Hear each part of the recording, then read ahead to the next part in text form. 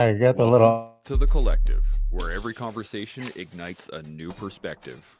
Join us as we delve into the journeys of remarkable individuals, explore the art of growth, resilience, and the power of a shared mission as we strive to be better together. Hey, everybody, welcome back to The Collective. We have another fantastic show for you planned today. We got Kia here, we got Shaun here. Unfortunately, Rudy had a family emergency. He had to step away, so that is the way it is. I am still very excited for this show, and I am stoked because we missed Kia last week. So I am stoked that he is on here. And while I am stoked, you should be too. Like the show, subscribe to the channel, hit the notification bell, do all that good stuff. Get your emails when we go live, which is, of course, Fridays for the Collective, Wednesdays for the workshop. If you have any thoughts, questions, comments, anything at all, put them up in the comments section. We can hit those throughout the show. And of course, if you have not yet, make sure you're signed up for the Reinforcement Loop. There's our weekly newsletter. Gives you everything about the collective, as well as some brain candy to chew on from Shaun. And I am done with my preamble. So let's get into Kia. Give us a quick little 10 to 15 seconds. Who are you? Where you come from? All that good stuff. Aloha again, and thank you again for having me back on the show. My name's Kia Tualla. I am a engineer, firefighter, paramedic out of the Midwest, and I also do fitness and nutrition coaching. Huge mental health advocate, especially for my first responders and my Polynesian people. And I'm just super blessed and excited and humbled to be back on the show. So thank you for having me. Oh, it's our pleasure, man. We love chatting with you, and I'm gonna bug you more often to get back on here. So just you wait. You'll be back. Oh yeah, deal. Shaun, how's the weather down south? Well, as you can imagine, it's Southern California, so yes, weather's fantastic.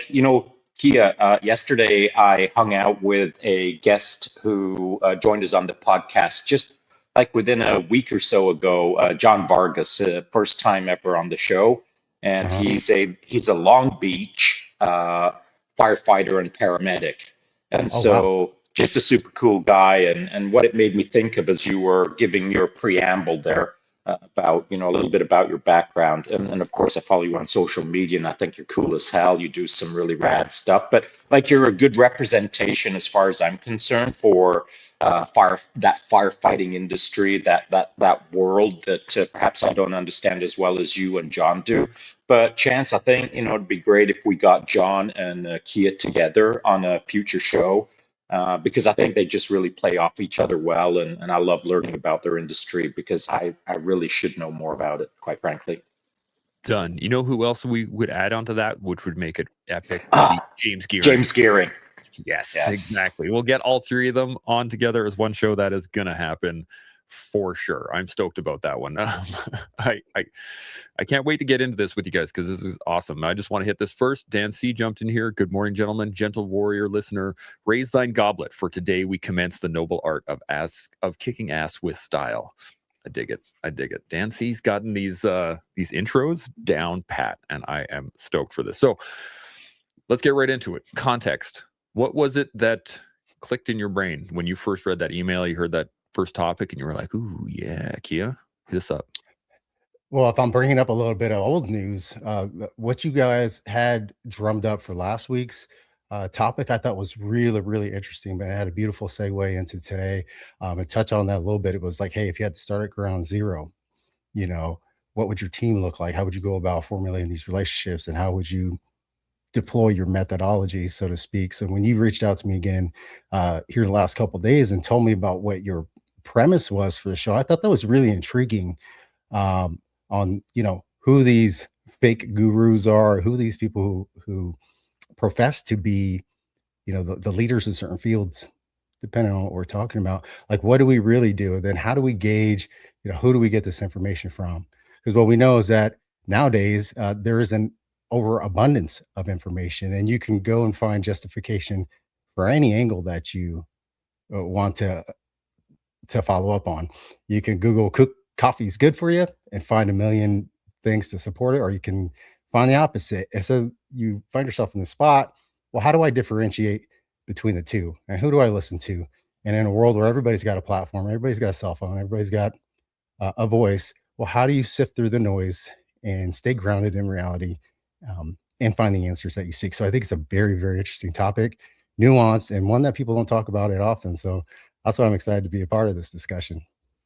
I dig it. This is it made me think of all the people out there that will profess one thing that, again, like you say, it could be correct. It could absolutely be correct in a certain circumstance, but also not in others. And I run into this on the mats all the time when people say, "Oh, well, that'll work because you have long legs," and it's like, well, yeah, those moves do work because I have long legs.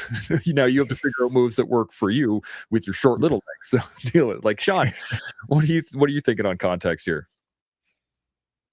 Well, interestingly enough, on the podcast that I did with John Vargas at his place yesterday in Long Beach, as part of the conversation, it was quite a wide-ranging and long and thought-provoking and stimulating conversation with John.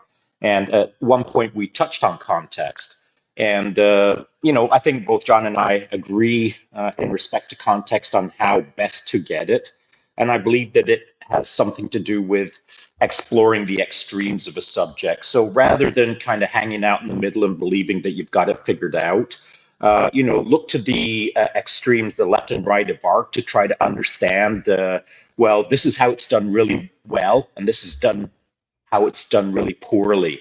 And what feels best to me? Can I make the really poorly thing work for me, turn it into my way, which is the way for me, which produces successful outcomes, even though at the other end, this would be the blueprint for success. I mean, you've got to play around with the bandwidth that is in front of you, that is available to you, that is given to you. I don't think it's enough to settle into what I will call mediocrity of that middle bandwidth and not explore beyond your comfort zones. So the context that we talked about yesterday, I based it almost purely on you have to understand your extremes of your existence to find out where you're going to fit within that existence. And that doesn't mean that you figure it out once and then you plant yourself to the left or right of the mediocrity zone. You've got to keep moving around in your zone. And so with that, to play off of something that Kia said, it's unfortunate that he was busy not making the show on the last call, which was a zero reset. But a zero reset is perhaps one of the best ways also to get context of what you have going on in your life. I mean, you can be a king of the hill, you can be on top of the game, and life can throw you a curveball that puts you right to the bottom of the food chain again. And that gives you context because it will teach you about who you are in the moment, and it will force you or obligate you to look forward into the future to see what your next move is. Hard things or uncomfortable moments, I believe, are what give us the best context. This is a really good point, and I want to just touch on something because I want to get your guys' thoughts on this. You said something that you look at the left and right of arcs, the extremes, which I got to say, with the gun show was pretty sweet there, Shaun. You got the tight Looking good, mate. Oh man. Yeah. Boys, it wasn't on purpose. It wasn't on purpose. For real. The lighting's perfect. Yeah, looking good. Rudy usually does that for us, so I think you're just taking his place a little bit today. So I appreciate it. But the thing about it is that where you said that most people sit themselves in the middle, but I don't think it's really is the middle. It's just wherever they are, and it's like their middle. Because rarely, I think from people I've met that have lived, let's say, lives of mediocrity is a harsh term, but I think it's true when you just kind of follow the plan that's been laid out in front of you in life. Those people that have lived that and now are starting to remove themselves from it or find new purpose or passion and start moving into building themselves, find that they are actually on an extreme, just staying in that extreme. So it's either the extreme of comfort or the extreme of whatever they're going into. And I just think that's an interesting point on that. Kia, you got any thoughts? This is one I come up with often. I'm raising a couple of young men myself. I've got a 19-year-old just turned 18 and a 10-year-old. And also, and just in the line of work we're in, we're at this shift where there's a generational shift of a lot of these older experienced guys retiring, moving along in their career, and we're ushering in this new generation. And so when you talk about having this spectrum of the extremes, and you got your run-of-the-mill passive, whatever the subject matter is. What we're finding is that in an algorithm-based society, it's the extremes that get the attention. They're the ones that get the spotlight. Those are the things that hit your algorithm. And so when I'm talking to my young men, or I'm talking to some of my mentorship kids, is that, hey, the things you see on public platforms, especially like social media and short form, and even dare to go out and say the news on what you're fed. Just know, like, take that information in, but you got to use your discernment and use your common sense and your logical thinking side of the brain. That a lot of the extreme is what's being put in front of you. Most people live pretty decent, normal lives and aren't at those extremes. But those extremes is what gets views, and those what gets pushed down the algorithm. And to stay grounded in this reality we talk about, and that's using your discernment, that's using your common sense and your logical speaking, and also finding themselves really good mentors, people that have lived this experience, whether it's rolling on the mat, whether it's anything military based, fire based. I think that's really where this mentorship and having good, close people that you could really gauge or check your temperature checks, so to speak, helps out a lot, especially in the day and age where extremism and those things are getting a bulk of the attention. That's a great point. One of the things I heard in the military all the time was the squeaky wheel gets the grease, right? You need to be able to bring up issues if you want them to be fixed. But the problem is that when you bring up issues, you seem like a whiner, and so there's a cultural shift that needs to happen there too. But this could be a challenge, Shaun. What do you got? Well, the squeaky wheel does get the grease, and it can be considered as someone as a whiner if they have a repeat pattern of constantly complaining about how things need to change, but never do anything to help that change. And so it's one thing to squeak in the corner and just keep squeaking. It's a whole different thing to squeak once and then step out of the corner and make that stuff happen. And so if you want change, as always, it requires action, not just talk. And so that squeaking, I get irritated by constant squeaking if there's no change, as the squeak continuously squeaks. I like to see action associated with squeaking. It's not enough just to complain. You can complain, but then you got to get after it.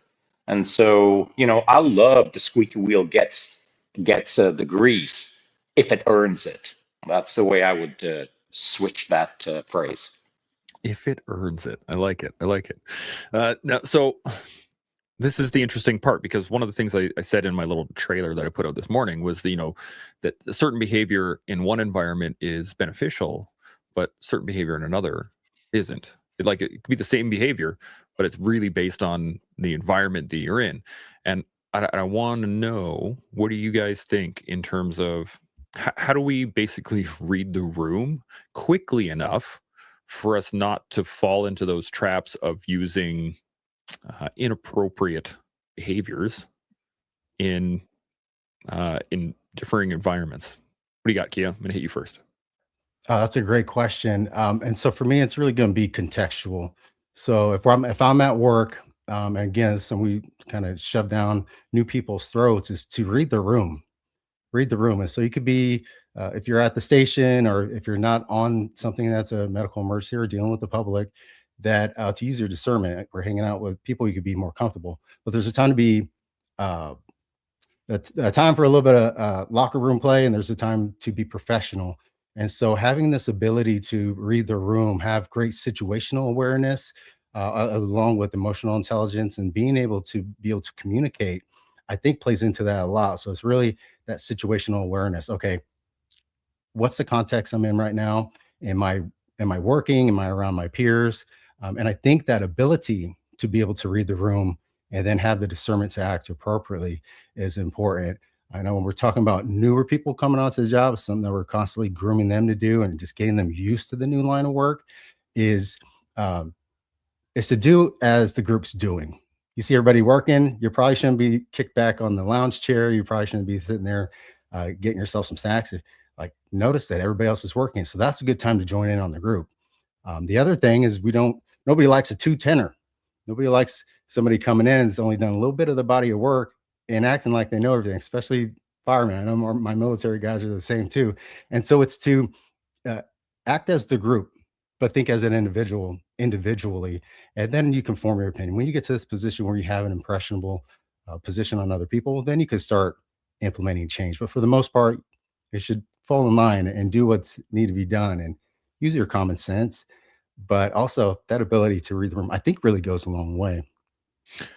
I would agree, but the challenge is finding the line. I guess for me, this was the big challenge. Was like when I was a junior corporal, it was very different than when I was a senior corporal. When I got put into a master corporal role and I was actually instructing, that puts me in a completely different situation where people are looking for my expertise in those moments, and Mhm.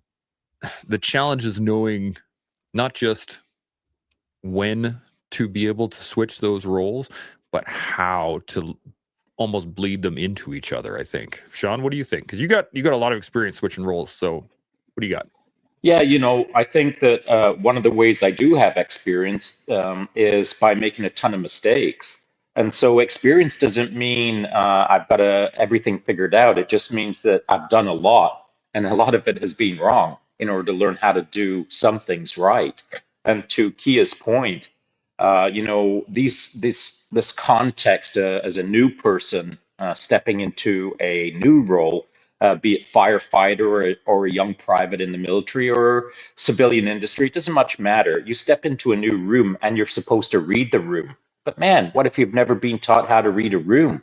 I mean, that's the case for all of us. When we True. first stepped into that first room, I didn't know how to read the temperature of the place. I felt what I felt. I was kind of to some degree empathic of the room. I was sensitive to picking up energies and vibes and attitudes and tone. I had a pretty good sense of that, but I just didn't know the rules of the game. I didn't really know what was expected of me. And so when you're unsure of how to um, cooperate or act out or act in or be quiet or to make the first move or to grab the mop too soon or to grab the mop too late. All of these things are lessons that you have to learn, and hopefully, in those early stages, you're not overcompensating by trying too hard, by shrinking too much or overextending too much. You've got to, in those initial phases, I'm not going to say you've got to play it careful. You've just got to be smart and not overextend or shrink too much. Get in, do your job as you believe you are expected to do, and just add an extra 10% to really make sure the job is done well. Um, Everyone's looking at you as you step into that new room. All eyes are on you. If even the guy who came in on his first day, the day before, so he's only in day two of the new room, he's already seasoned compared to you. He's going to be looking at you like he's a member of the team, and he's only got 24 hours in front of you. That's the pecking order of things. You step in as the new person, you're at the bottom of the stack. And to some degree, you've got to almost prove yourself, but that's where things go wrong. What are you proving? You're not trying to prove your worth in 1 minute. You're trying to prove your worth every minute. And so, where I think it kind of goes a little sideways for most people stepping into a new room is they try to overperform in that first 60 seconds. You've got so many 60 seconds in front of you. You've got a lifetime of 60 seconds.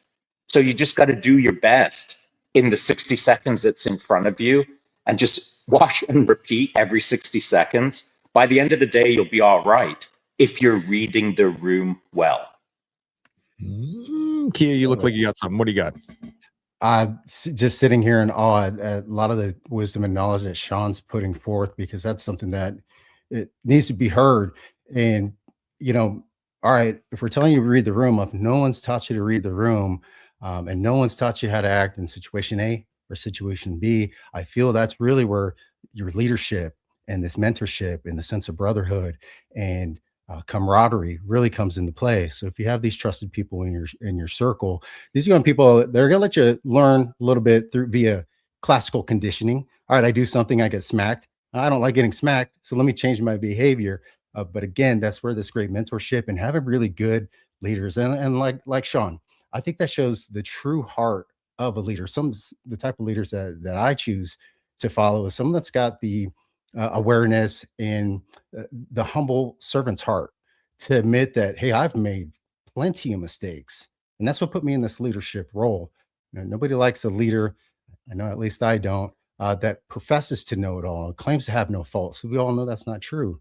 A really good leader, in my eyes, is someone that's got that humble heart and can turn what Shaun's learned, all those lessons he says is the reason why he doesn't have all the knowledge, is what gives him the knowledge to be able to pass that down to some of these newer people. So mentorship, leadership, and having the right people around you, I think goes a long way. And that's how we teach them, especially this newer generation coming in. Man, they've got some great leaders, and we need more of them talking the way you and Shaun are out there putting this knowledge out there. I just think it's amazing. So let me ask you guys this question, because I think this is important. Do you think that, because let me back up a step and give some context. Yeah, sure.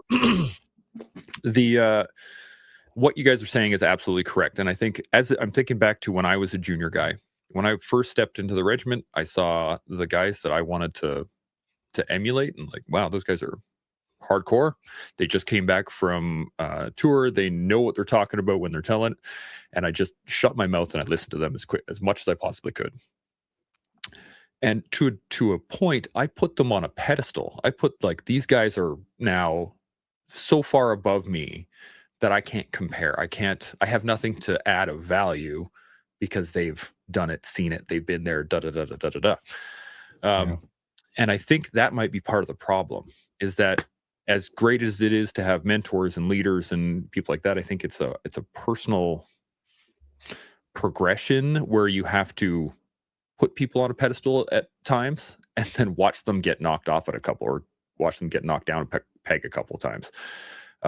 And the same thing has to happen to you, et cetera, is that I just think it has to do with pedestalization, if that's even a word. Shaun, what do you think? Yeah, that's certainly a thing. I've done it myself. In my very early days of my military career, where I started identifying the amazing men that I wanted to emulate or pursue in their footsteps to some degree, not achieve the excellence that they had achieved, but at least have a milestone to move towards. A milestone that I didn't understand, quite frankly. I just saw excellence, didn't really understand why I felt the way I did, but I knew that I felt that that's the direction I had to go. Um, you know, it's hard to figure out how to become another great man. How do you figure that out in a minute? You can't. So if you can't figure out one great man, I just decided to get a whole bunch of great men and synthesize them into my kind of avatar of what I thought was great. And then a few years later, of course, that avatar changes because you have a more complete built out model of what greatness means to you. And it's not that I wanted to be known as great. I was just pursuing greatness for whatever reason. And as a young man, I kind of had an immature sense of why I'm pursuing it. But now I can look back on that and see over the phases of my life into the latter phase of my life right now that my kind of misattributed pursuit of greatness in my 20s along the way helped me understand that there's nothing wrong with pursuing greatness. There is nothing wrong with pursuing greatness. The most important distinction there is the why you are pursuing greatness. So if you're pursuing it for your ego, if you're pursuing it because you want that 11th or 12th mansion, if you're pursuing it because you want a bigger jet, if you're pursuing it because you want to appear to be something, even though inside you know that you're not that thing, all of these aspects of the correctness of pursuing greatness and the misattributed benefits of greatness are things that I've spent more time considering rather than just I want to be great. The very act of saying that sentence, I want to be great, makes me want to shrink. because my imposter syndrome, as I hear the words go out of my mouth, I want to retract them because I don't.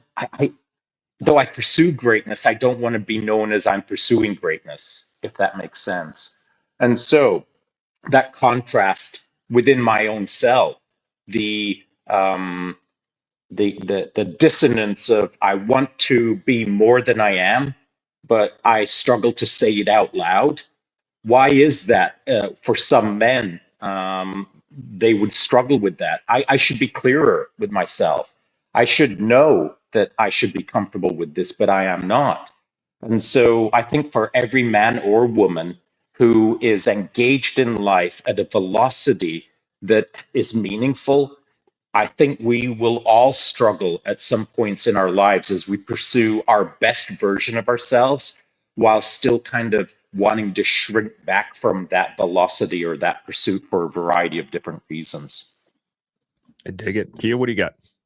I think Sean's absolutely correct in that. And if I'm reading between the lines, it's like, all right, if you have your strong why, if your purpose is something that you are wholeheartedly connected to, and this is something you truly believe in, then everything else that precedes that or comes after that is going to be based on that foundational why. Because we know that any amount of friction, people's amount willingness to quit on things is not very not very standardized. Some people just quit at a moment's notice, and other people, especially those who are very intentional and purpose driven, are going to work right through that friction. So again, if you have your strong foundational why, that's going to be what you build everything else upon. And I think that's really good intuitive knowledge that needs to be passed on.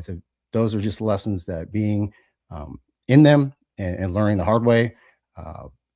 I feel like the universe and the situations that be will at least set the correcting path. But are you willing to put up with that resistance and how tough it really is to pursue your goals? Founded on a very strong why and purpose. I think yes, it will. And that's one of the things we really try to push on to our young people and our new people into the field is that, all right, well, what is your purpose? And figuring out what that is going to give you a lot more meaningful drive to push through when things aren't so easy and to pull up when you are getting pushback from others and those late nights and those hard physical situations. All right, well, I need to push for this because it's what's being demanded of me. It is my duty to respond and put up with this, following great leadership and mentorship along with that too. When we were talking last week, which I'm just going to keep poking at you a little bit because you missed you slept in. I deserve it. I 100% deserve it. When we were talking last week, that came up as well. It was like when you hit rock bottom, when you hit zero again, when you have to reset life in any regards, your why is going to take you through that way better than trying to figure it out on the fly. Now, I have a couple comments, and then I have an idea that I want to toss at you guys real quick here. So Ben proudly jumped in here. He said, as a person, you need to be the change you want to see. That is critical, 100%. Dan C. jumped in here and said, tailor your presence to believe children will be there. Then read your room. I provided hundreds of brief courses and classes. Just use some common dog. The common sense, the only thing common about it is that it's not as common as you think it is. It is your sense is the key, right? Celtic Mix jumped in here. What's up, buddy? He says, hi all. You always remember your mistakes more than decisions you guessed and were correct. That's a good point. Mistakes do stick with you for a while. And he says, I like leaders who I believe knew everything. I didn't want to know they were fallible. I needed to believe they were right, like Shaun and Commando when I was young. We inspire to develop. That's an interesting point too. But here's my idea that I want to throw at you guys. Perhaps it's not that we misread a room.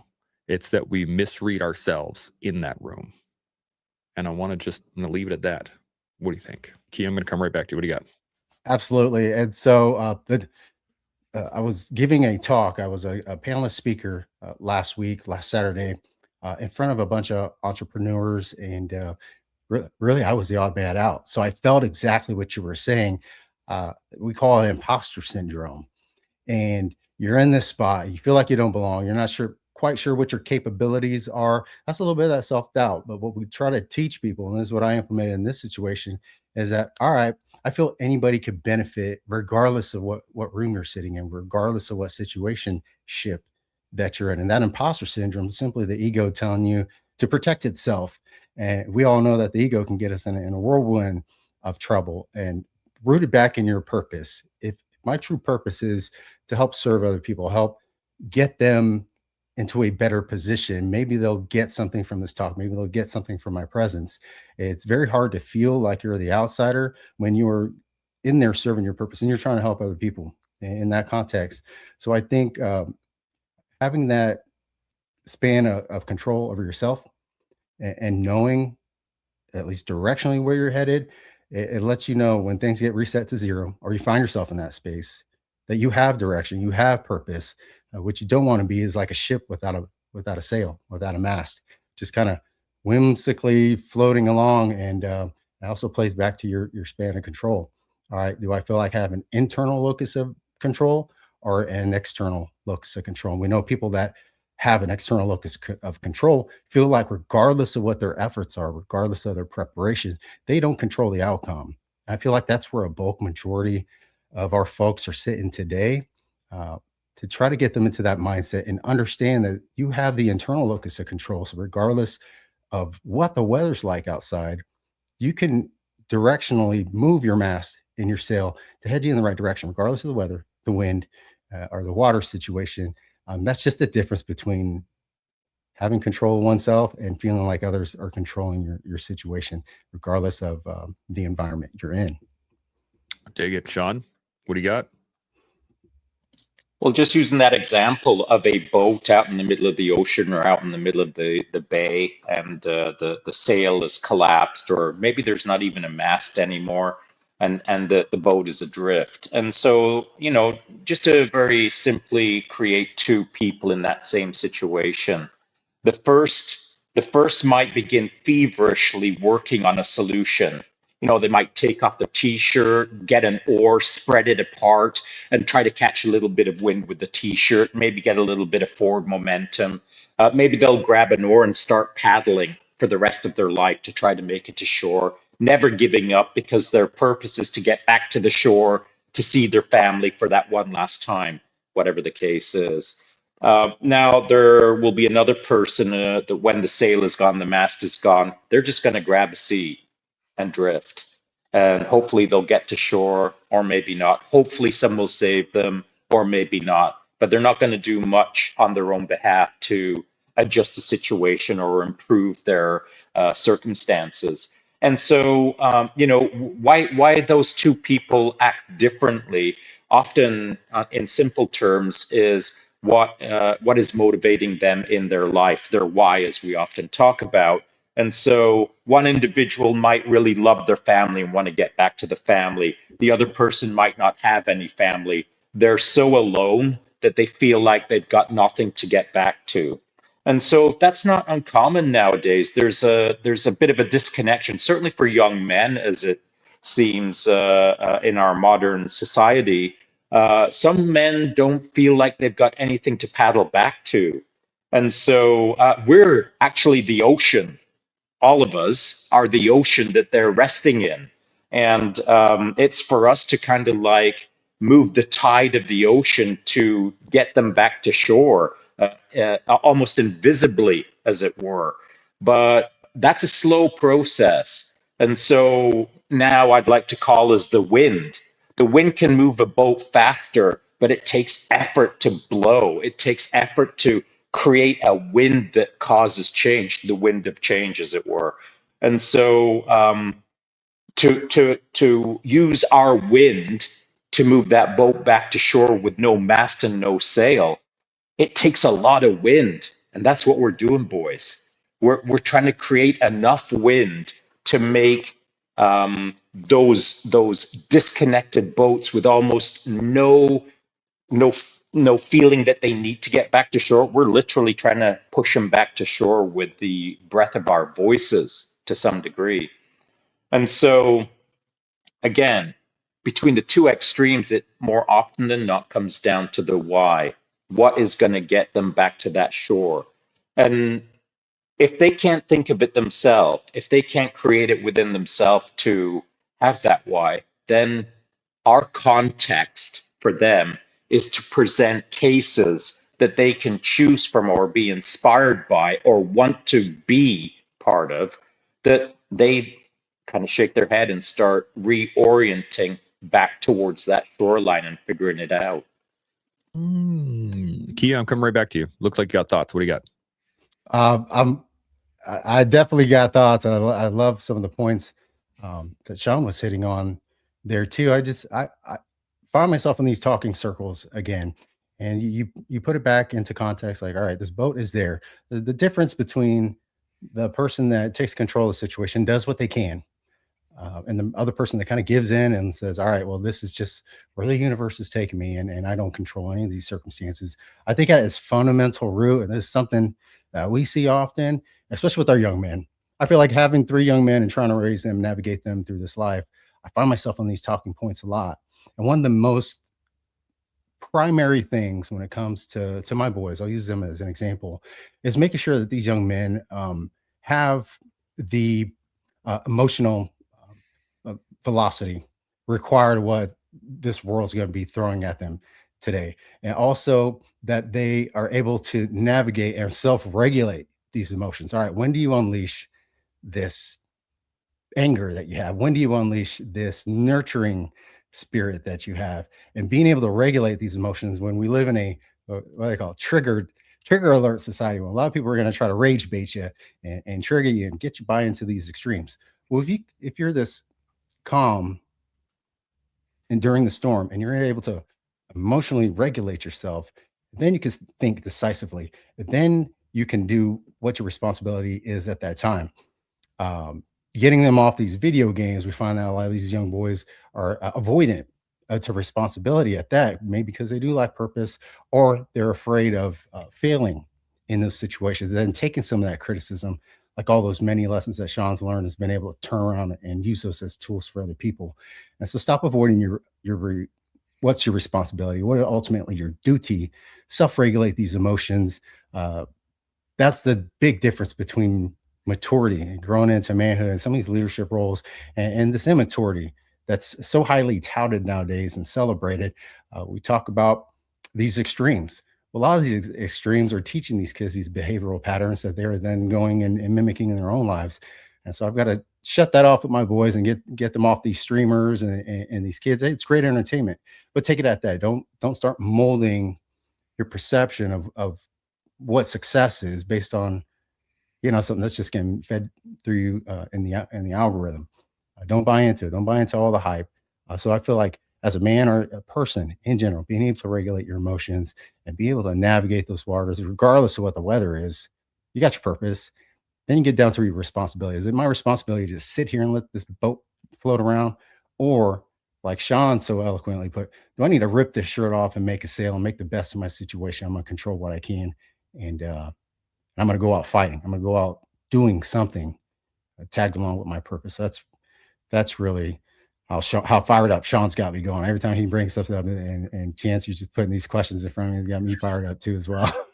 So this conversation has I love the analogy of the boat on the ocean, and just recently I rewatched Class 234 on Prime recently, the SEAL class that went through in the whole that followed around in the 90s, and one of the things the image that kept coming up was when they were doing the boat drills coming in from the shore and going out and like trying to get over the breakwaters and all these things.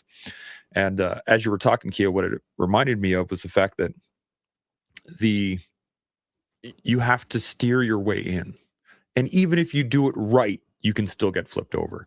And you can watch somebody else kind of make it onto the shore and you can go, oh, that's what success looks like. Or you can watch someone paddle perfectly and steer their way in and then get flipped over and you can say, well, maybe that's what success looks like. But you never really, the thing that stuck in my brain was the fact that if you do nothing and you get flipped over, you do nothing and you get flipped over. Or if you do something and you get flipped over, well, you've done something and you get flipped over. But the only way in which you can make it back to the beach successfully is to do something to begin with.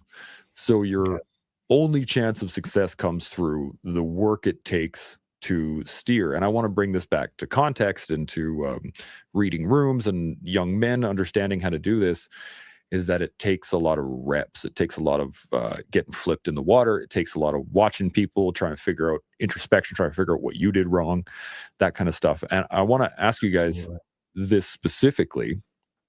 Can you think of a time where what do you got, Shaun? I know you're going to launch into the world's best question, and I didn't want to interject, but I just want to jump in Didn't want to just interject, but I'm good. for a little bit of clarity because it is important. What you've described is an anomaly. It is not normal life. Not everyone in life is trying to beat that shore break. Not everyone in life is in that boat getting flipped over. You've used a great example, but it's such an anomaly that it doesn't apply to life, because in these moments, you've kind of presented, you either do nothing or you do something, or in life, which you can't do in this moment in Hell Week. You just can't do it. In life, you can hide, but in Hell Week, you can't. And the reason that you can't hide in Hell Week is because of the directing staff that are there. They are there to observe very, very closely, allowing nothing to slip through the cracks, a high standard. So there is a standard that is expected that is extremely disciplined and is maintained without any slippage. And you either make it or you don't. But in life, that is not the case. You can hide between the two extremes, or the contexts of doing nothing and doing everything. That invisibility in regular life is easy. You can fade into the back corner of the office meeting. You can fade into the back of the room in the university class. You can fade in your day one job at the auto mechanic shop. You can grab a broom and start pushing to the corner and then slip around the corner and take a couple of hour break out front, and nobody will notice perhaps. You can hide in regular life. You can't hide in Hell Week. And so your example is excellent, if only to draw the comparison that your unique example is almost a perfect construct of understanding what a person is about. But in the regular world, there are so many nooks and crannies you can hide, not only from yourself, but from the room, that the lessons aren't as clear. I hope that makes sense. I'm tracking what you're saying, and I'm going to throw this back at you because I don't think, yes, you can hide, just like you can in a boat crew, right? You can kind of paddle. You can, and I'm not talking about the directing staff and the whole Hell Week and the actual system of building seals. That's not what I'm getting at. It's just that in life, you're going to get thrown on the shore, period. And you can't hide from the fact that you are going to get thrown on the shore. And so what I'm saying is that you can either choose to hide, you can choose to do nothing, you can choose to you can choose to be the gray man and just kind of do your job and just kind of hang out there. But you cannot land on the shore cleanly without the effort that it takes to get to the shore cleanly, is what I'm saying. Does that make sense, John? Is that a better? Well, I agree. Like if you're in the game, you're going to get sandy. Yeah. And so, that is, no one can argue that. But, then let me try it a different way. If you're being evaluated as to what you are achieving in life through the directing staff on Hell Week, if you find a way to somehow work the game and not have the directing staff see how you're shirking, if you've got that magical power where you're smarter than directing staff, nobody does. But if you do, it's not going to work for you at the outcome of all of this, because though the directing staff may not notice that little thing that you got away with, your teammates will.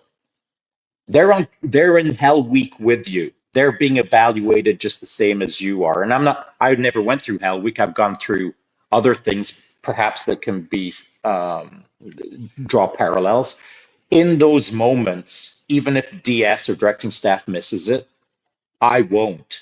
I'll see it in my perhaps new teammate somewhere in the future, or he'll see it in me. And you don't forget that. You don't forget those little shortcuts. You don't forget when you see someone shirk a duty. You don't forget the non-righteous action. And I've done it myself, and I feel it still to this day. The little times where I maybe had a tiny little shortcut because I thought that that was the efficient and effective path to take. I thought it was the right path. It turns out it was the wrong path, and you'll never forget those things if you're a person who, I'll call it, prides themselves on doing things right. And so, whether the DS sees it or not, your teammates probably will. But even if they miss it, when you turn into an old man, you'll remember, you'll feel it. And so you can't afford those shortcuts when you're 17.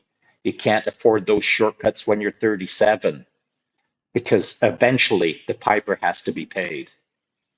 So good. I'm glad we got on that, because that's exactly what I was saying, was that you're going to hit the shore anyway.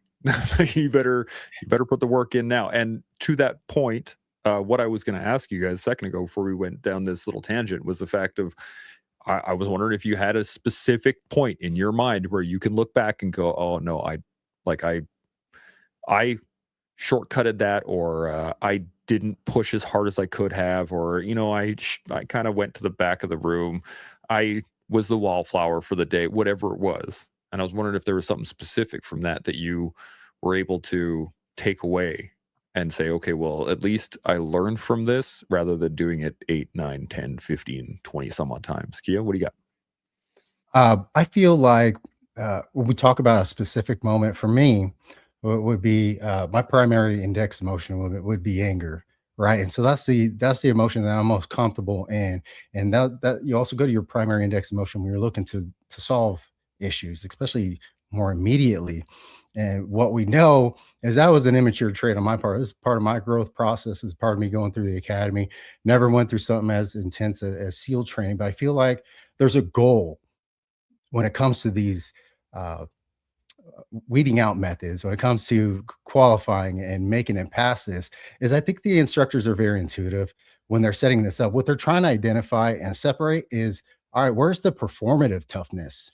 Where are the guys that are just performing? And where are the guys that are actually not just using their aggression and tapping into their emotions? They're actually using true strength to address this problem.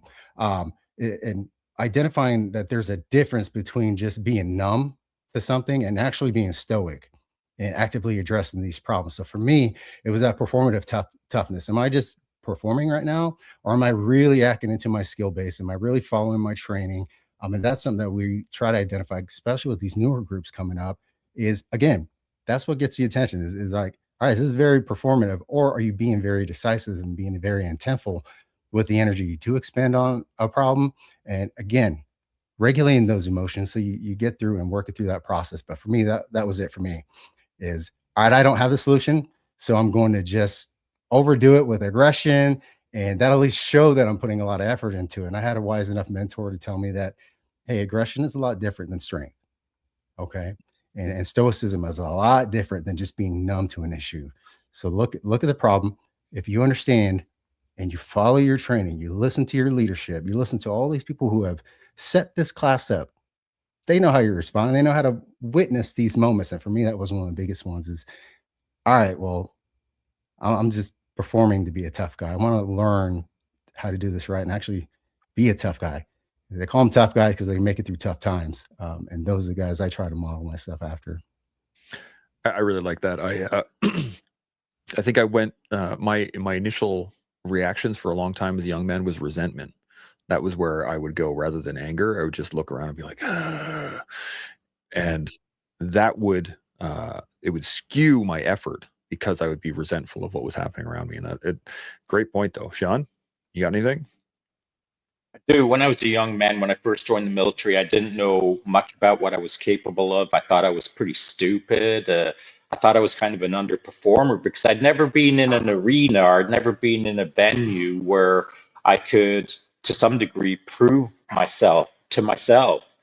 I had I had done lots of things as a kid that were interesting and relatively adverse, but nothing that I had sort of as a litmus test of, wow, I think there's something inside of me that's different, that's special, that is awesome, that is great, that I can believe in. I didn't believe in myself. I had nothing to believe in. I'd never been taught to believe in myself. I didn't have much self-worth, as it turns out. I didn't understand how to perform at a level that I'm capable of. I just had learned how to kind of work hard, but I didn't know how to create results. And so when I joined in the early stages of my military career, I was a bit unsure of myself. And so, and I think I'm probably still unsure of myself, but less so. And so, in those early days of my young manhood, I was looking for ways to prove who I am to the group and to myself.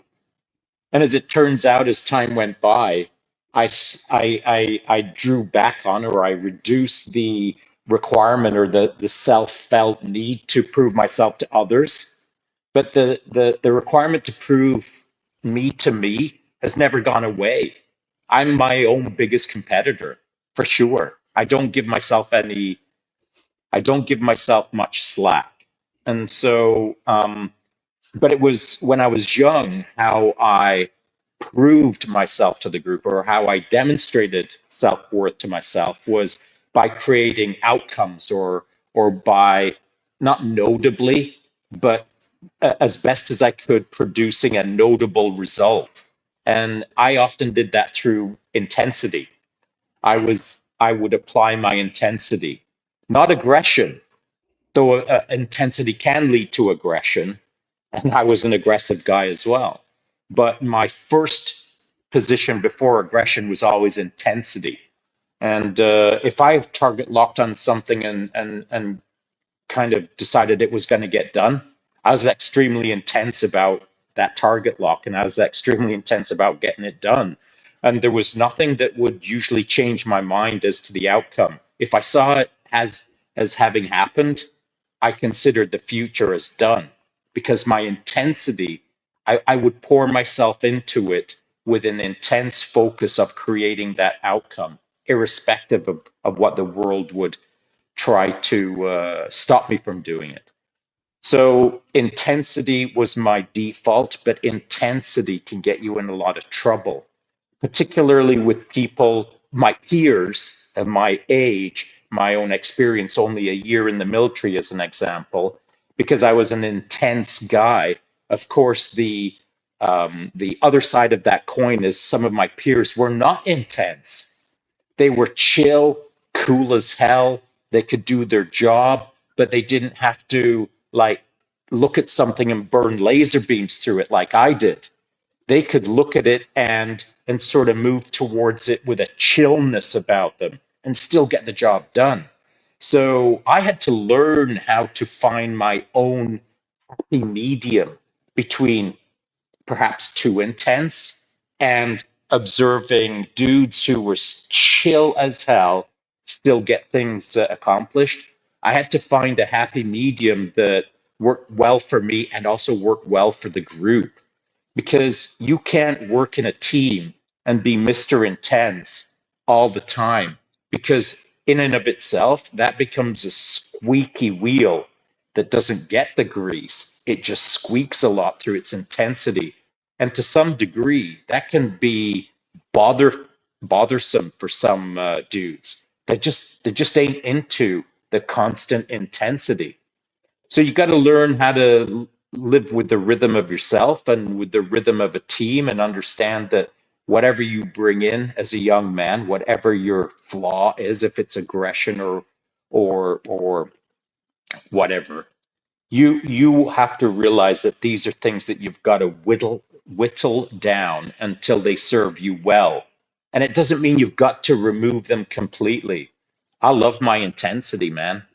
My intensity is right for me right now as to the phase of my life. I was more intense when I was young. I'm less intense now, but I have enough intensity to deliver it on an as need basis to still get things done. So you've got to figure out maybe your flaw and learn to use it as a better polished lever as you move deeper into the phases of your life.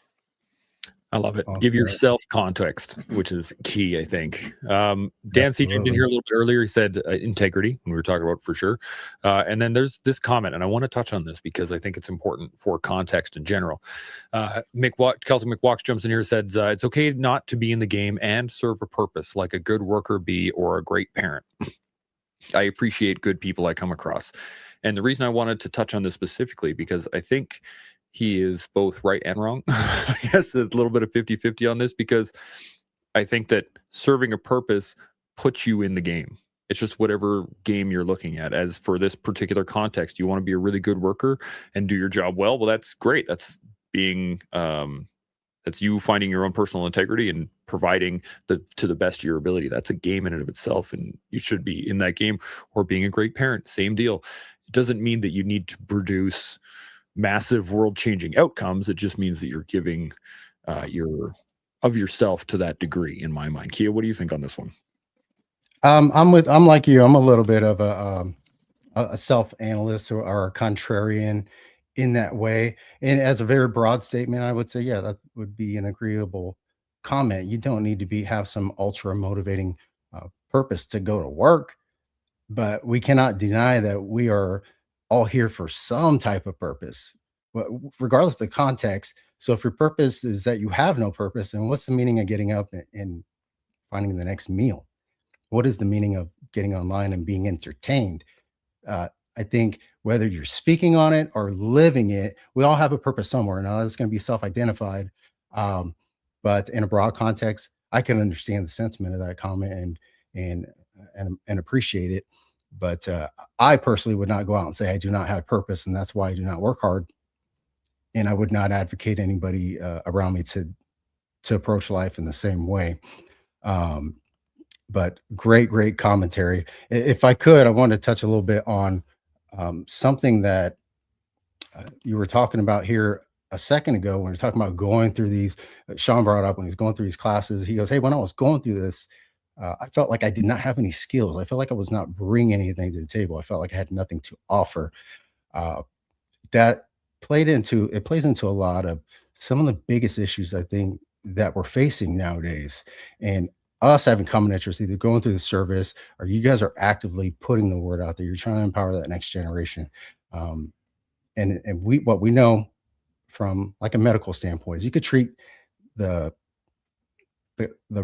what's professing itself now. We treat the symptoms now, but if you're not treating the underlying cause, you're really just throwing band-aids on a profuse bleeding cut in some way. But what we know with this generation coming up now is that, there's a lack of initiation. For all of mankind's history, through all the culture, there was always this cultural moment that separated men from boys, in which they got to live the reality of life and left the comfort of mother's arms and the care there, and they had to rely on their own grit, on their own training, and their own senses. And so what do? Well, what is this generation doing now? Doing now is they're seeking to fill that void with all we call them pseudo initiations, or these pseudo rites of passages. I got to get the top level on this video game. I need to get followers, whatever it is. At the end of the day, if it lacks that purpose, it's not a true transition from boyhood to manhood to where you're doing what you guys are doing here. You're passing on the knowledge. You're passing on the lessons learned. Well, you're not going to get a whole lot of that from a pseudo rite of passage. And that's the big issue. And so you should feel like you're not bringing anything to the table. You haven't had that rite of passage yet. So that's something I could fully agree with Shaun. And to tie it all back into that question there. All right, well, if you lack purpose, that's kind of on your tribe around you. All right, everybody's got something driving them, and whether you decide to say it or not, again, contextually, it's going to be very appropriate there. Last point, I know I'm kind of going on a tangent here, but the other part that goes along with that, not having this actual rite of passage, They used to be culturally passed down for you. So now we're in modern day. And we have these situations where you're not having the separation of being a boyhood into manhood. The other thing we got saving them now is that there's a lack of consequences. I don't need purpose. I don't need to have anything scheduled today. I'm just going to kind of go with the wind. Well, in a very safe, guarded place where maybe there isn't any consequences. We know for the vast majority of human development and populating this planet that there was consequences. If you had no purpose and that meant, all right, well, I'm not going to try as hard as that guy to get food, you probably weren't going to survive very long. That was the consequence. And nowadays you can have it all brought to you. You can order it up online. You can have people do 90% of the work. But to go back to the premise that you had last week, all right, say all this shit goes to the wayside. It goes right back to primitive living. You got to build it from the ground up. Oh, now the consequences became very real. So you need to rely on this brotherhood around you. You need to rely on this emotional intelligence and the emotional regulation and the skills, all these skills that you were brought through your rite of passage to make sure that the consequences are you and your tribe or you and your family can make it through the next section. This is a critical point, I think, and I love the fact that you brought that up, and that you don't have anything to bring to the table, and you shouldn't feel like you have stuff to bring to the table. I was a pretty cocky kid.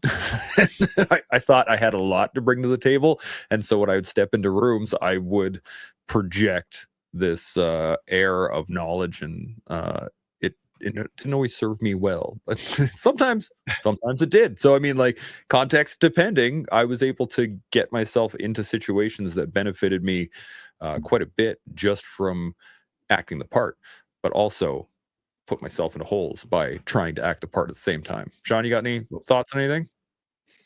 Yeah, I got a few things. Can you put up that comment that Mick said while thank you. Just touching on what you said, Chance, you'd show up at the table with some opinions or whatever. You thought you had a few things figured out. What you were showing up with was attitude, not perhaps experience or maybe a rabbit to put on the table for food. And so effectively you were showing up with tone, but nothing to put on the table other than tone. You weren't showing up with bread. You weren't showing up with meat. You were just showing up with an appetite and an attitude. And so we've all done it. I think I've done it many a time when I was young because I didn't know any better. But eventually you know better. And that better is you got to show up with a rabbit to put on the table, to feed the table, to earn your keep day after day. And so if you ain't hunting for rabbit, then you've got to be growing corn. And if you ain't growing corn, then you got to be baking bread. And if you ain't doing that, then you got to be fishing. And if you can't do any of those things, then you should be washing the dishes that we're all going to be eating off. You shouldn't be showing up to a table to pull out a chair, to plant your lazy ass on it and expect to be fed by the team, by the group, by the clan. That'll last 1 or 2 days. That's called Thanksgiving. But then for the rest of the year, you're either going to get to work or you're going to get hungry. And you'll go hungry long enough to understand that it's probably time to go fish. But we don't have that in our modern world right now. As has already been said, Uber Eats will deliver that rabbit to your door. And then when you're finished that, you can go over to your friend's place and tell them how to live their life through a unexplored consequential existence. And this is what we have in our modern world right now. Now, to Celtic Mick's point, it's okay to not be in the game and serve a purpose, et cetera, et cetera. I love the fact that he chose in the game, because one of the things that we hear a lot about in our modern society when it comes to being in the game is directed at really notable celebrity individuals. So I don't follow basketball per se, but LeBron James, I think he may have, one of the big players may have said something along the lines of, it takes game to recognize game. I'm sure a big sports celebrity said that. And when I was thinking of the phrase, I, for some reason, thought of LeBron James, so hopefully he's the dude who said it. But this recognition of a big celebrity throws that phrase at another person, perhaps another celebrity, and all of a sudden they're seeing each other for what they've created. Game recognizes game. But you've got to be in the game, of course, to be recognized. And so here's the fun part. Today's game is the video game. And so you're not in the game, you're just playing a game, but you want to be recognized for playing a goofy computer game. And, now you're at level 97 or whatever the case is. Well, you're the man, and you're thinking that you're in the game, but the game is playing you because you're burning life and accomplishing nothing. Fed the lie that you are now a thing, you're level 97 good, but it's just robbing you of your life. And you've got nothing to show for it, tangibly to show for it, in any other room that you step into other than the one that you're planting your ass in right now. All of your buddies online that they're in their little rooms, that are in that little game, are all thinking that they're the big game. But you never realize that it's a dead game until you step into real rooms with real consequences, with real expectations, with real experience, with real humbling moments that have to be experienced as a day oneer. Step out of your Call of Duty room and jump into your day one room of anything with other accomplished human beings in that room, and you'll pretty quickly recognize that level 97 offers you nothing. You're back at level 0, but in reality, the longer you take to enter into real rooms, the harder it becomes to exist correctly in life. And so, game recognizes game, but it only works well if you're in the real game of life, not the artificial one. Absolutely. You got Yeah. something, Kia? What do you got? You touched right on it. Obviously, I've got teenagers and young men going out into the world. So video games is one of those topics. And I have this discussion with them often. But if we think about, all right, if we want to make somebody the bad guy, if we think about the enemy, all right, we think about the one that's actively trying to take the attention of our strong young men. Well, it's tapping to exactly what they would gravitate towards: conquering, putting something at risk to have this identity change and to move up in status. The only difference is it's this virtual world, and it doesn't translate into real world, all right, character building and real risk. That goes back to one of the main problems that we brought up earlier, was that there is a lack of consequence. And so you're able to fully live out what you genetically and what through mankind it should be demanding of you. Just go out there, conquer, challenge yourself against other people, and get some status and provide, except for it's just in this online context, because there is no consequence. There is none. But we know that the consequence is real. And we're talking about how it translates into real world development. Is like, all right, after you get out of the basement or after you get off of this video game, you still have to go out there and do hard things. And that's where that lack of consequence or having this safety net becomes an issue, especially with our developing young men as they get out there. The other part of that being is, that if they're trying to address some type of father wound, all right, or the lack of having that positive male modeling figure, that doesn't mean that the father's absent in the home. But if you didn't have this figure, especially for our young men, that's modeling what correct behavior is, how to be emotionally present, and how to handle this power that these young men are coming into. They're growing into these bodies. Heck, all these kids got to be at least 6 foot plus nowadays. They're all just taller and bigger. But all right, now you're starting to get into this role where you have this power. You have these emotions, you have this anger, you have this whatever you have built up inside. If you're not getting it out via sport or going and serving your country, or going and serving your community, what do you do with this?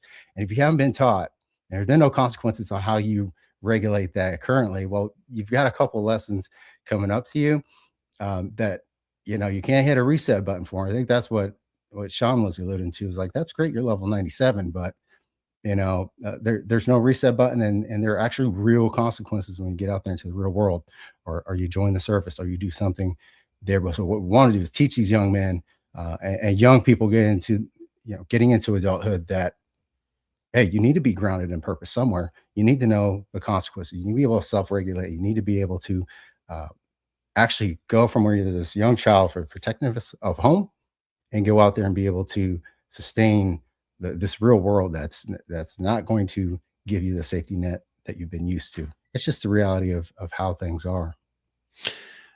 I think this is the context of life. This is where we actually gain Yeah. our context is to Sean's point and your point there, Kia, is the fact that in order to get in a game, any game, you need to get out of your room. That's the key. Yes. And Yes. but the challenge right now is I got two young boys on my own as well, and I have to show them that stepping out of the room is how you get into the game. But everybody wants to play the game from their room. They want to from their own context, from their own biases, from their that everybody wants to get into life without having to step out of their house. The challenge, I guess, is I like that you brought up rites of passages and things like that for young men. And I think that is critical in the development of young boys and men, turning them into men. But the challenge is that everyone's different, right? And that your context is going to be different than my context, and what I see as a good young man is going to be slightly different than what you see as a good young man, and versus Sean, et cetera, et cetera. Absolutely. And culturally, that's going to be different. I was thinking about this while you were talking, is the fact that in ancient Rome, one of the key features that they wanted to get young men is ambition. You need to go and seek. You need to go and become great. You need to go and become this thing. But that leads into ego and self-aggrandizement, and which it's a positive on one end, negative on the other side, depending on what context you're putting it in. So this is a very big challenge. I love where the conversation is going. I got this comment I want to touch on. Dan C jumped in and said, the first time I learned that someone could tear my arm off and beat me to death with the wet end was standing in a terminal in Halifax, 1991. I guess it all started then. This is a critical point, because we used to fight in school. And I look back at when I was a kid. I'm not saying this is right by any means, but we used to fight in school, and we would get into fights, and you either get your butt kicked or you wouldn't.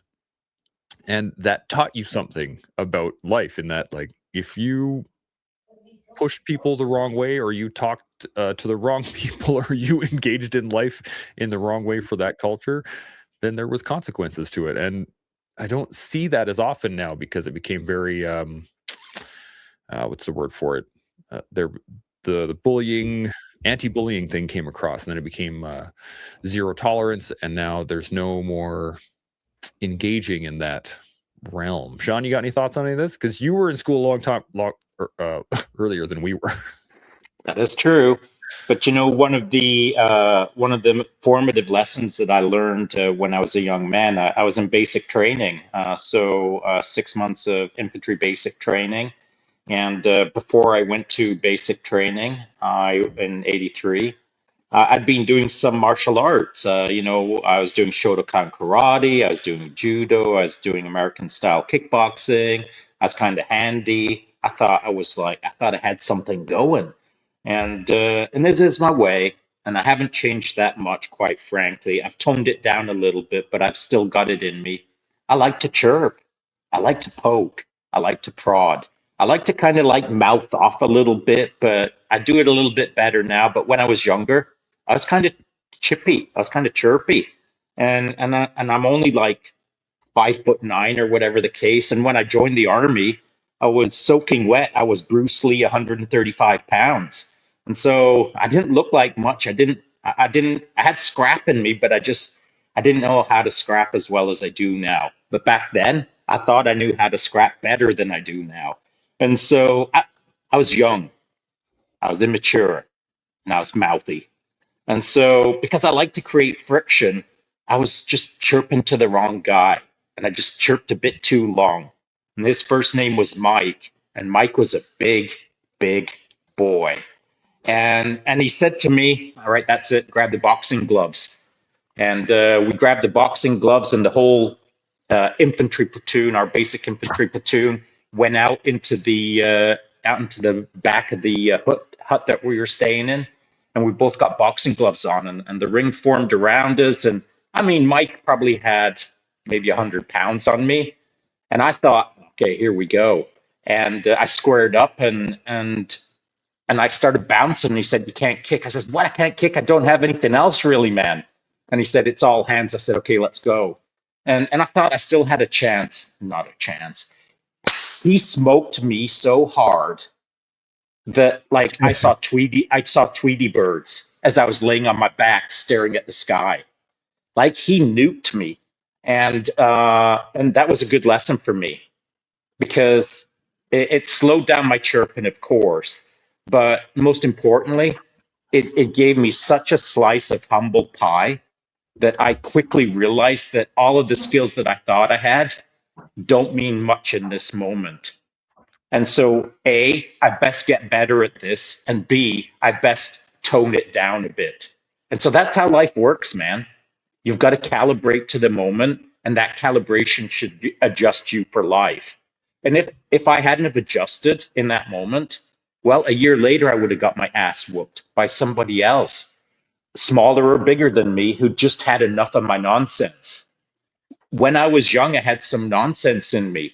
Fortunately, the errors of my ways corrected the nonsense out of me.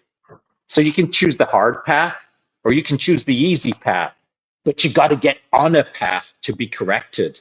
And sitting in your basement on level 97 of Call of Duty, there's no correction in that. You're not on a path. You're literally mouth breathing your way through the rest of your life till you die. So if you want to get in the game of life, you've got to get on a life path that has corrective nature to it. Not so tight of a bandwidth that you don't feel the plus or minus on either side of that path to feel the corrective state, the negatives of life and the positives of life that are adjacent to the path that you've chosen. So luckily, when I was young, maybe I was dumb and made some poor decisions that taught me really quickly that I can learn my way through life if I really tune into what's going on in the moment. So I got something on this, and I want to touch on it because it's a pretty good analogy. Now, context in life seems to me like it's a bit like experience points in video games. So when you first start out, you're going to take some big hits. You're going to take some massive. You're going to have to eat some big pieces of context, right? You're going to get punched in the face. You're going to get. You're going to lose a race. You're going to fail at a test. You're going to ask the girl out. She's going to say no. Like all those things. You're going to taste that as really big pieces of context, big pieces of humble pie, as Shaun says. But as you age, as you gain more context, as you get more experience, as you level up in life, those pieces of context become much smaller to digest, I guess I should say. And that enables you to take on more. You can do more things. You can experience more stuff. You can try new things, and experience that humble pie lesser than when you were 17 or 18. And I think this is it's a beautiful point. And I want to Q, what do you got? Looks like you got something. It's got me thinking, and so I can definitely be one of those people that claims that I don't have it all figured out. And there is a big difference. When you talked about just a moment ago, like everybody's got different cultures, there's different environments, and there's going to be different ways of addressing this particular issue. But some of the things that I stumbled on, even at 42 years of age, I find highly fascinating. I'm reading more into it. If we keep bringing up the game of life, it's all just a game.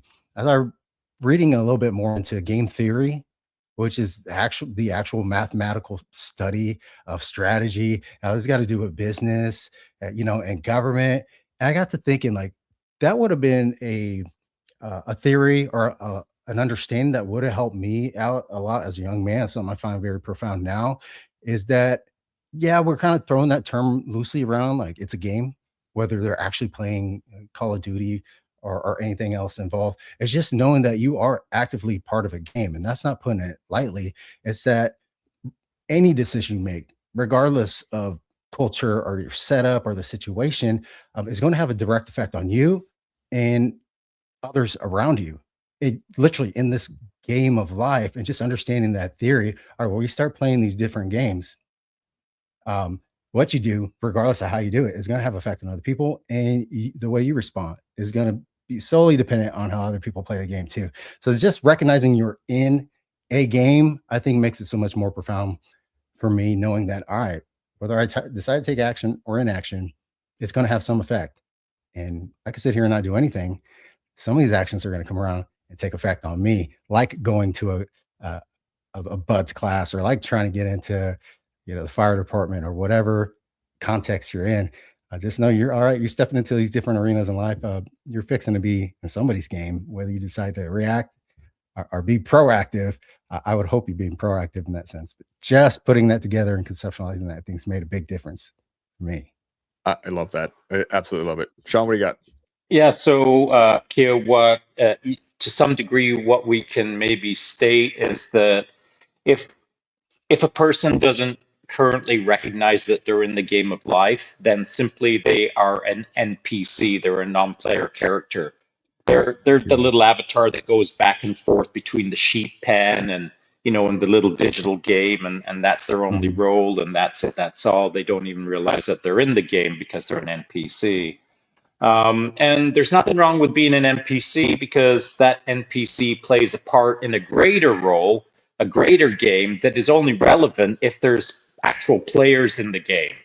And so the game of life for some NPCs is to perhaps at one point realize that they're an NPC and then what to do about it. And so I think that simply choose as an NPC, which I was probably at one point in my own life, simply realizing that there's a broader game afoot, or there's another game that I can engage in, a more worthy game, or a game that brings me more joy and perhaps more difference to the broader game that we all share. The moment that you engage in the true game that we're all in, it doesn't much matter what level you get to. The only thing that matters is that you're in the game and you know it.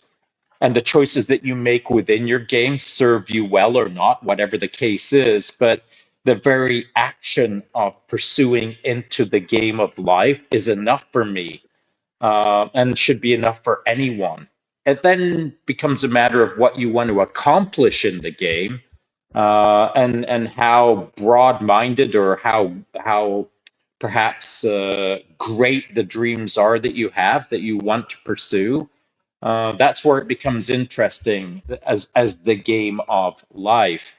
But if we're all in a game of life, um, are we playing it as solo players, or are we playing it together? Well, on this game that we just jumped into this morning in this podcast, we all actively click the start button on this particular game, but we're not treating it like a clown show reset, which you can do with a video game. You can gamble in a bunch of different ways within a video game, and because there's no consequences, there's a bunch of free resets. You can iterate the process endlessly until you get the little treasure cup that you're after 100 iterations. Well, in a live podcast, or in what we're doing in life right now, there is no reset. What you do is what's being done, and there's no takebacks. There's no resets. And that is the consequence of life. When you're in a proper consequential moment, you should realize that there are no do-overs on this moment. There is no reset, there is no take back. And so you have to be a little more calculated, a little more careful, a little more aware, a little more responsible in every decision that you make, which is not reinforced within the video game world. So I would like to propose this, that one of the great distinctions for me when I wake up in the morning is I'm entering the game of life. It's my new 24-hour cycle that I'm entering into. The distinction being that when I reset in the morning, when my eyes open up, I don't reach for a game controller. I simply enter into life. The big distinction is a lot of people enter into their game by grabbing a game controller. And so remove the game controller out of your life for a while and enter the actual game and see how you play. So there's 2 points I want to make on this, and I got a couple comments I want to touch on as well. But I'm going to hit the comments first, and I'm going to make my points. Dave Curvin, great to see you guys. Loving the content as always. Keep learning, keep moving forward. Good to see you, Dave. And then he carries on. I'm picturing Mike somewhere on a podcast right now talking about how he thumped this mouthy little chirping nitwit. Just giving it 100%. Hey, I hope so. I really hope so. I do too, and I want to find that podcast. But so the point I want to make here is that we're using video games as a proxy for what we're talking about. These things could be anything. It could be books. It could be soap operas. It could be hot yoga. It could be red light therapy. It could be whatever you're using as a way to just pass time or entertain yourself. It can be TikTok. It can be this. But the ability to actively take part in life, because if, let's say I actually do want to pursue video games, I can become a professional player. I can start looking at esports. I can start looking to compete at a high level in those things, but they're going to require me to step out of my room. It's going to require me to start seeking out more information. It's going to start requiring me to be in the game rather than just playing the game. And I think that's the point that I wanted to just touch on, is the fact that video games in themselves aren't bad. It's the behaviors that we have using them. And I know I'm talking from personal experience in that I used gaming as a relaxation technique for a lot of years without realizing what I was doing was just overstimulating myself into exhaustion. So now I have a much better relationship where I can actually use games to relax and to enjoy myself in the moment rather than distract myself from the reality of the situation. So I just wanted to touch on that. Sean, what do you got? Because I know you just unmuted yourself. I know. And it's not that I'm gonna like grind you into dust because you're a video gamer. I'm not grinding anyone who's a video gamer into dust. I just want to make a really important distinction. If you're a video gamer and you're using it to destroy your dopamine while you're collecting escapism, that's one thing. But to contrast or get context, or as a comparative on the other end of the game, there is a person who will be video gaming with a eye towards becoming the best video game in the video game player in the world, because they want to be the king of the esport world. And so someone with focus who is purposefully or intentionally engaged in video gaming with an eye towards greatness in that industry, I'm okay with that. Because in order to achieve those high levels, inevitably, you have to start recruiting other aspects of life to become better at gaming. You have to start thinking about creating good relationships with your team, on your esport team. You have to start creating good relationships with other humans outside of your room, because now you have an agency, you have a brand, because now you have marketing, because now you're actually a professional e-gamer who has sponsorships from BMW or sponsorships from Ferrari or whatever the case is. Now you're engaged in the external world while you're becoming a professional in the digital world. And so by that pursuit of greatness within video gaming, it puts you out into the other aspects of what any person who's pursuing greatness must face. And that is learning to deal with the struggles or problems or challenges of what's outside of your door. But that isn't the case if you're just hanging out, burning time for 3 to 4 hours every day in your basement or in your office or whatever the case is, where it is just escapism to get your dopamine drip for the day.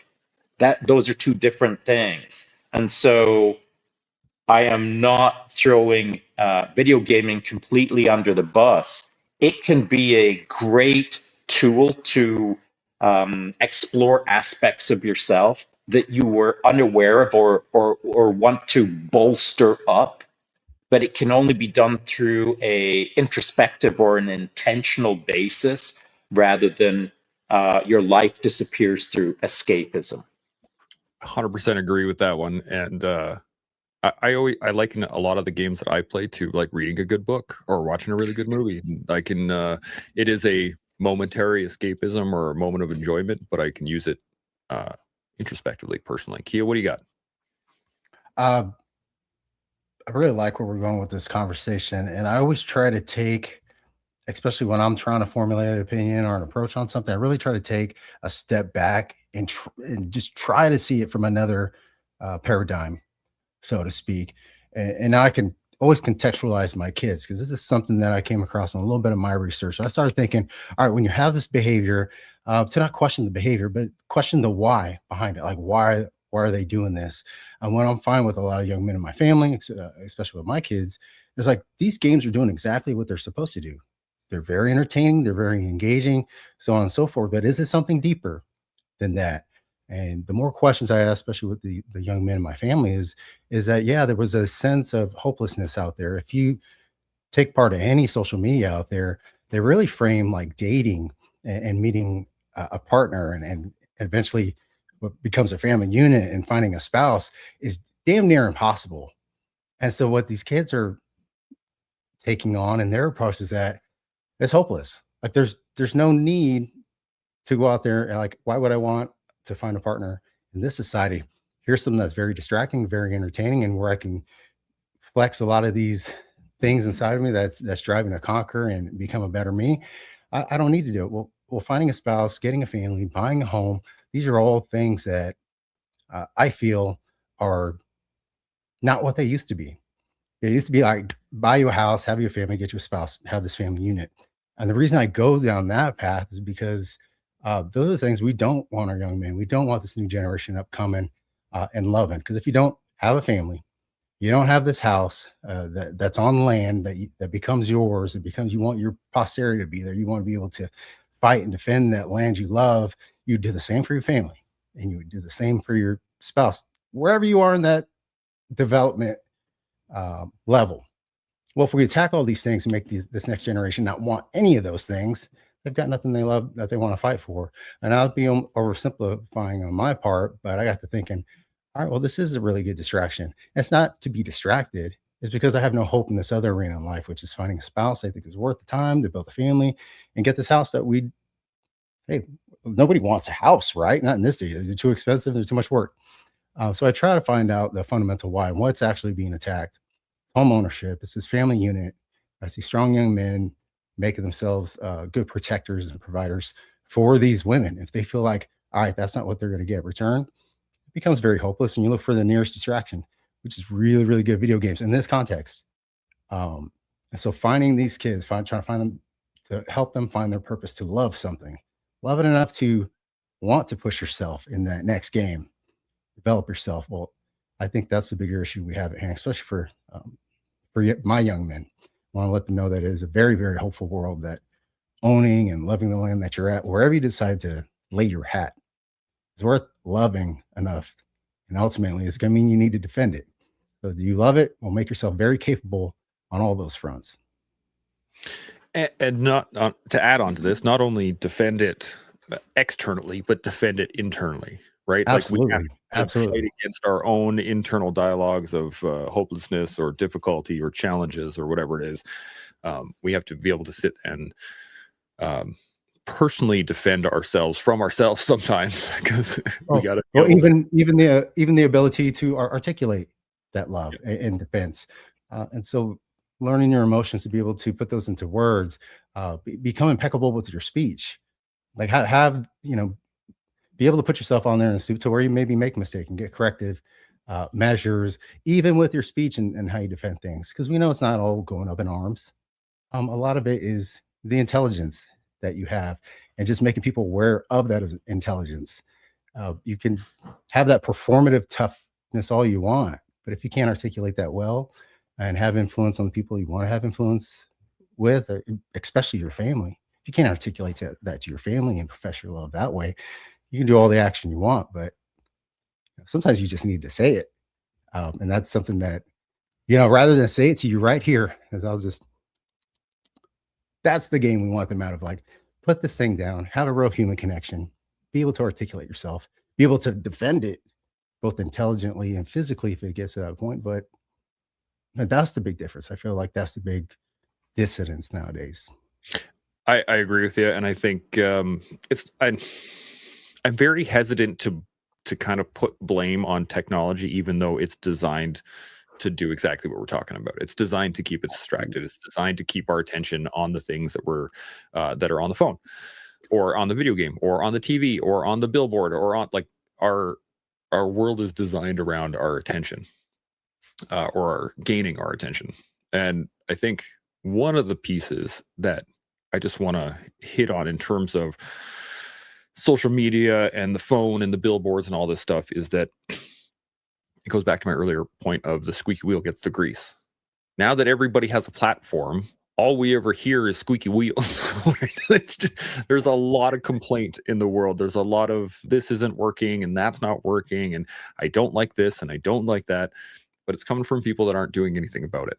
And we're going to do a whole show on this at some point, on the concept of awareness, because it's great to bring awareness to certain things, but if you don't do anything to change that, then all you're doing is whining. Social media is great for this because that's the voices it promotes, right? It's a controversial subject. Okay, well, now people are whining about it from this side, people are whining about it from this side, people are whining about it from that side. And it's basically the context that we need to build in our youth is to understand that those are extremes. Those are the edges of the bell curve, and that a lot of times when it comes to personal human interaction, the stuff you hear online, those are extreme interactions. And the average interaction you're going to have with everybody, to Shaun's point earlier, is going to be an NPC like interaction. Mm-hmm. If you don't choose to make it more than that. So this is what I try to do on a regular basis, and I think it kind of irks my wife a little bit, but I choose to have more than an NPC level interaction with people throughout my day. So if I go and get coffee, I try to strike a conversation with the person that's making my coffee. If I see somebody that is down, I try to engage them in some way positively. Instead of finding rage and anger in situations that are stressful, I try to find calm and stoicism, right? These little things that are beyond the first interaction or the first emotional response, or that first, I try to go to that next level and work from there. And Shaun, I can see you, a little smirk on your face. What do you got? What do you got? He's brewing something. No, I'm enjoying the conversation, boys. I really am. I'm taking it for what it is. I'm not trying to overlayer any of my own thoughts beyond listening and accepting what you're both saying, and generally nodding my head. Kia, you'd said something in respect to articulation and how important it is to speak well, or to more correctly, perhaps, be received well by the other user, by the person on the other end, the receiving end, the person in front of you, the person on the other end of the digital microphone that we're all on. I think what we're all trying to do is find a way to connect with the human in front of us, not to make our point, or not to convince them, or not to provide an argument that they can't debate. I'm simply looking to interact. And more often than not, I'm looking to interact to learn. I'm seeking wisdom from another person, even as I talk right now. I know later in my day, someone will hit me up in a DM and say, hey, that thing you said about, and I'm going to learn from that interaction. And so the articulation is sometimes to perhaps, quote unquote, make your point, but I think that there has to be an adjacent sublayer to the point that you're making that promotes a further engagement in the future. Now, you can call that they're going to engage with you, or you've engaged with them in a way that you planted the seed that they're going to engage with themselves. But I want further engagement out of whatever I'm going to say in this moment. So articulation is really important. Now, The real thing that I thought about when you were talking about your sons and how to articulate is that when I was a young boy, I suppose, before I joined the military, my dad did not articulate well at all.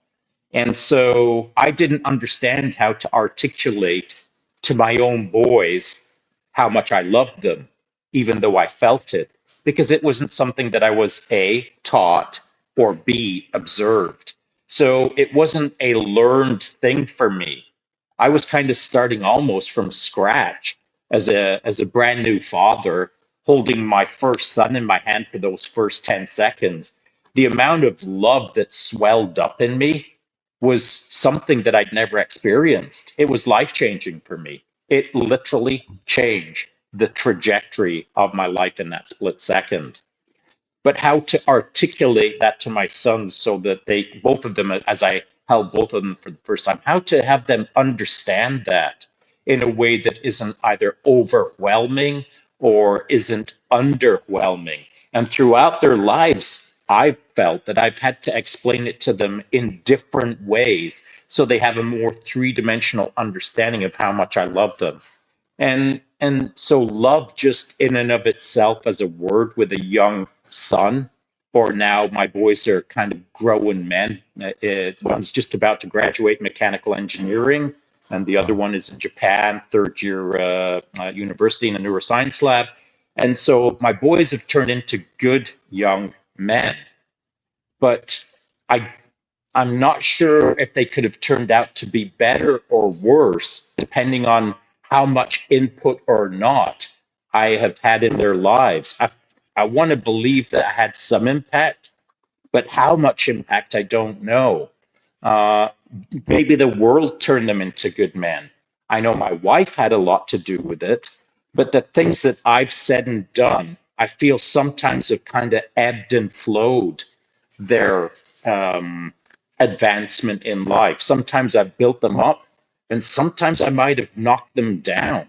And sometimes that knockdown has been intentional, and sometimes I've been unaware of it until months later. Irrespective of all of that, all along the way, if I hadn't articulated how I love my sons, then my mistakes that I made with them or my wins that I had with them, all of it wouldn't have had a language. It would have just been a story without words, as it were. And so, me injecting the words like "I love you" into their life story, I hope has enriched their understanding of how to play their own game. But both fingers crossed, as I've told my boys many a time, and as I've said on this podcast before, I've always felt that my job was not to raise my sons. I felt that my job was to raise their sons. So I was trying to teach my boys how to raise their boys in a way that hopefully serves their purpose. Well, This this is a beautiful point, and I want to touch on this because my psychologist hit me with this very early on when we started working together, and I've held on to it for a very long time. And it was came from a conversation we were having, and I said, I understand that I have post traumatic stress, and I don't want it to affect my boys. And she said to me, "You are their father. Everything you do affects them across the board." Pure. And so with that, I took on to the fact that, like, okay, if everything I do affects them, then they are going to become the amalgamation of my effect on them over time.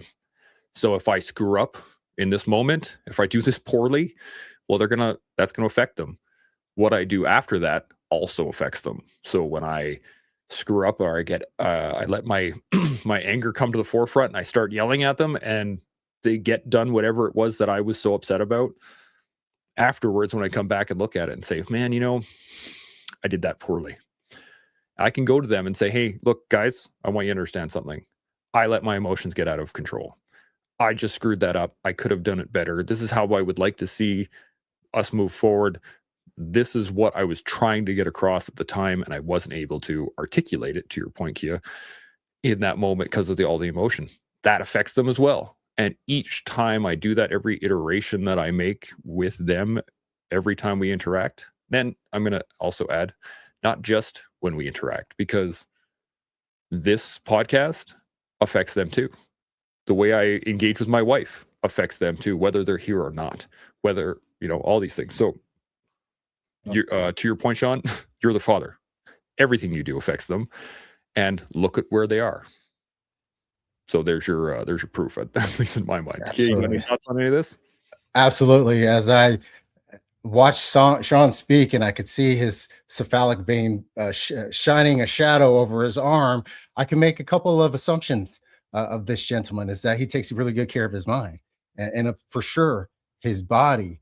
And yeah, I know we all question ourselves, and I know that's something I do too as well. But when it comes to your sons, I mean, you've got adult children that are out doing great things.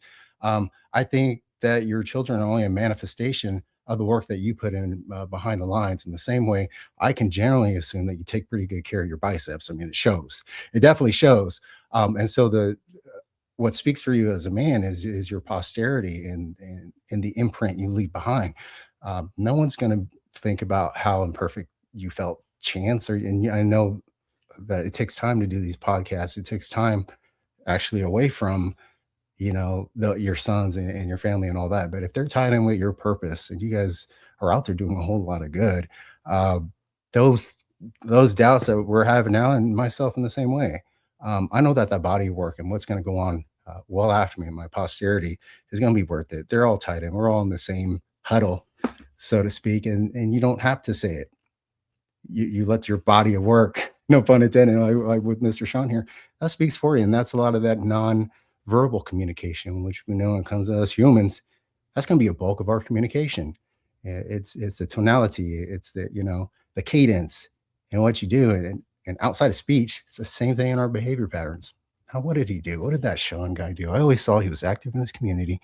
Anytime I engaged with Chance, he was actively working on his why, pushing this message. He was reaching out to other people. I mean, you initiated a lot of even the conversations with us and what I see you doing online. I don't have to know you top from bottom and all your imperfections, but I can tell for a bulk of it and for what I see and what the world see from here on forward is that you did the work, and it's only going to be manifested further in a lot of the great stuff that you're doing. I appreciate that. I really do. Yeah. Shaun, you got any thoughts on any of this? Now that we've pumped you up a little bit, especially Hey, he's been pumped the whole show. Like, look at this. Yeah, my guy looks good. I love it. Guy looks good. What do you got? I would say thank you. I will say this. Thank you. Like when I first started podcasting with Chance, I didn't really understand podcasting per se, but I didn't also understand a lot of things about myself in the public eye because I'd never really stood in the public eye quite like I am now. And it's not like any of us are a big deal in the public eye, but to be in this position right now where you're in a live podcast and forward facing, like it's difficult, man. I don't care who you are. It's no easy gig until you've got a lot of reps under you. And so now I feel more comfortable with it. But man, you saying nice things about me, being sort of like not congratulatory, but just being genuinely nice in the things that you've said. In the past, I would have really struggled to accept that. It made me super uncomfortable back in the day. Chance, I think it's pretty fair to say that you would confirm, at least to some small degree, that I did not, I was super quick to change the subject, and I would never have dwelled on this topic like I am right now in respect to being grateful for the nice things that you said. I just would have dropped a smoke bomb and disappeared. But I think that one of the aspects of maturing and becoming a better version of yourself is to get better at accepting, not praise, but accepting genuinely from the heart, genuinely nice things that are said about you. And I think to some degree it's helped me create a better relationship with humility. The act of sort of almost a fake humility, not brushing everything aside like it doesn't matter, or when someone says something nice about you, pretending that that it doesn't count, even though it might be for genuinely good reasons because you haven't yet built that maturity to manage these things well, which I hadn't. Um, you just can't brush these things off. You've got to be uncomfortable with it for long enough until you become more accomplished or more comfortable with life. And at times, if you work really hard in life, you're going to get some minor wins. And those minor wins sometimes will come with a few slow claps. And those slow claps have got to be dealt with. And turning away from the slow claps is not the answer. Facing the slow claps and learning in the moment about what that means to you and how you're going to do it the next iteration just a little bit better. Perhaps 100 times later, you can join in the slow claps yourself and everyone can have a little fun with it. It's everybody's responsibility in the game of life to face all of these uncomfortable moments and get better at them. Now, the reason I've extended this little topic out is because I want to use myself as the poor example of how terrible I was at this not too long ago, just a couple of years ago. It's not that I would blush, I just didn't want anything to do with any minor praise. That's just not a good approach. My friends have jacked me up for it. They have berated me for duck dodging and diving minor wins, and they were right to do that. They were right to put me in check on this matter because, again, as a tiny little forward-facing character in the game of life, I should, to some degree, be trying to achieve a better representation of what it means to do life well. Even as I figure it out, as I'm doing this life, anytime that I recognize a little bit better way for me to do it, I feel to some degree now I should try to put it out there for the other young men who are also struggling with these kind of things, just as I did not too long ago. That's a great point. And I think it needs to be said and seen more often that it's okay to accept people, and praise is I don't think is the right word for it, but I think it's okay to accept people's appreciation. And I think that's really what it comes down to. So on that note, though, we are at about 2 hours, and I appreciate everyone's time. So, Kia, thank you, Shaun. I really appreciate this conversation. This has been awesome. Any final thoughts as we pull out of everything that we've talked about, context and raising kids, and across the board, we've hit a bunch. Any final thoughts still bubbling in the back of your brain, Kia? No, I think it just goes to show when you're having great conversation, you are learning, and when your purpose is driven, that 2 hours can go like that. So just like it says up here on the header, every moment is just do your absolute best every day. It doesn't have to be perfect, but the mantra says it all. And I'm just grateful to actually make this podcast this time. I hope it made up for that, and I'm so inspired by you guys and thankful and grateful for your time as well. Well, we appreciate you being here, truly. And I'm very happy that you were able to make the second go around. And this would have been an interesting conversation between just the two of us if you had made it. So this it works out well. Glad I could contribute in some way. I've always learned something. I always have a good takeaway every time I chat with you gentlemen. I love it. I love having you on here. You're going to be on here more often too. So just you be aware. Shaun, you got any final thoughts? I do. The topic, the broad topic of context. You can, again, take a couple of different avenues. You can choose to engage in the game of life and determine context just through your own single direction. Or more correctly, I believe, you can gain context through the people that you surround yourself with. Most of my life, my context has come from being around better men than me. I've been fortunate to get in enough rooms with people who I look up to, who are on pedestals as I step into that room. I've been lucky to stand in a corner and observe these men and learn from them. And so, if you're looking for context, Start identifying rooms that would make you extremely uncomfortable if you even got the invite into it, and then figure out a way to get in that room so that you can learn a little bit more about yourself, and more importantly, how other people do it perhaps a little bit better than you do. I love it. And I think it's something that we need to collect in life is context. That I think that's what we should be seeking to do, is collect more of it, because the more context we have, the better we can show up in those rooms when we get there, because that's really what it is trying to show up as your personal self. And the more context we have is the more internal context we have, the better we can apply to the external context, because we can never control the moments, but we can always control what we learn from those moments. So as we all continue to learn, build, and grow, we'll see you next week. Chimo. Chimo. Thanks everybody for watching and being part of the collective. If this has sparked any thoughts or resonated with you, let us know in the comments. And don't forget to like, subscribe, and share. Your support helps us grow and keeps the conversation going. We'll see you all next time.